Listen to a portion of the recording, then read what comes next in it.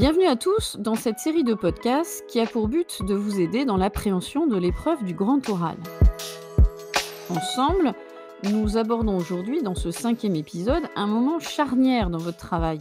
Trouver la problématique qui va constituer le point de départ de votre travail, la fameuse question que vous présenterez le jour J.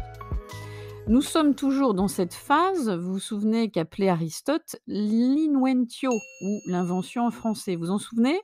Vous inventez vos idées au sens où vous allez construire votre problématique. Élaborer sa problématique est sans aucun doute l'étape essentielle. Pour quelle raison ? Eh bien tout simplement parce que la problématique permet à la fois de mettre en avant les enjeux du sujet, de choisir et de sélectionner des connaissances pertinentes et surtout bien maîtrisées. Enfin, une bonne problématique va vous permettre de structurer de façon cohérente et progressive votre réponse. Une chose à savoir, qui peut paraître certes évidente ou simple, mais qu'il est bon de rappeler, retenez une problématique qui doit présenter pour vous un intérêt réel. Si vous sentez dès le début que la problématique vous est imposée et qu'intuitivement elle vous échappe, vous questionne deux options. Soit vous la retravaillez pour l'affiner, la cerner davantage, avec les conseils bien sûr de vos enseignants, soit vous sentez trop de points d'ombre et dans ce cas, ne forcez jamais le destin. Changez de sujet avant qu'il ne soit trop tard. Bon, restons dans le premier cas de figure. Vous avez affiné, sécurisé en sorte votre problématique. Sachez qu'il va falloir faire en sorte qu'elle conduise à développer une démonstration argumentée pour y répondre.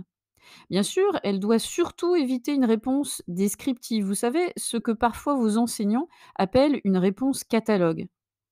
Prenons un exemple très concret pour commencer à bien cerner les écueils. Si vous avez une problématique, formulée de la sorte en SES. Quelles sont les règles de protection de l'emploi en France ?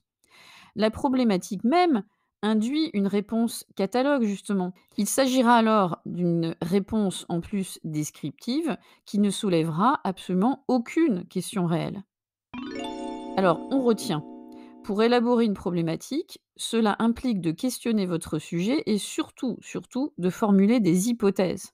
Attention, car souvent des élèves paniquent. Vous n'avez pas à stabiliser de façon définitive votre problématique à ce stade. Elle pourrait être retravaillée lors de votre phase de recherche documentaire. Pour élaborer de façon pérenne votre problématique, voici une petite recette, du moins une série de questions qui vous permettra d'aller vers le bon chemin. Première question qu'il faut se poser. Quelles sont les notions clés qui vont être associées à votre sujet ? Définissez-les d'emblée avec précision et minutie.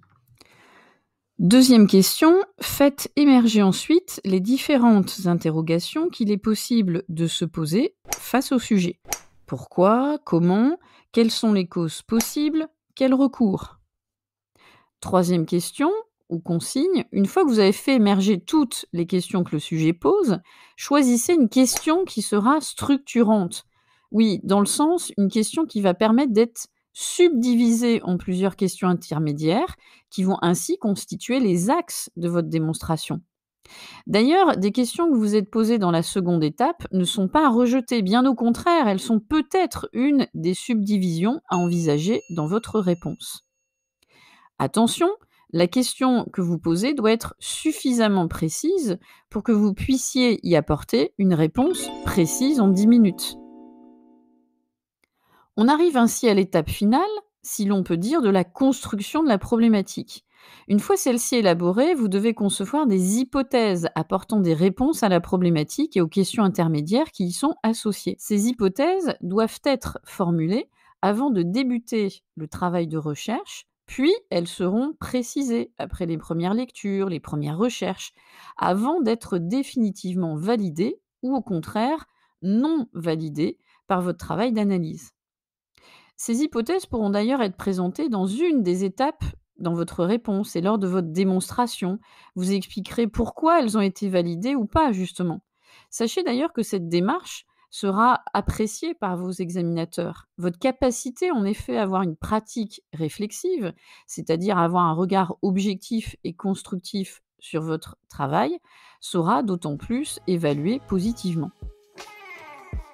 Problématique, hypothèse.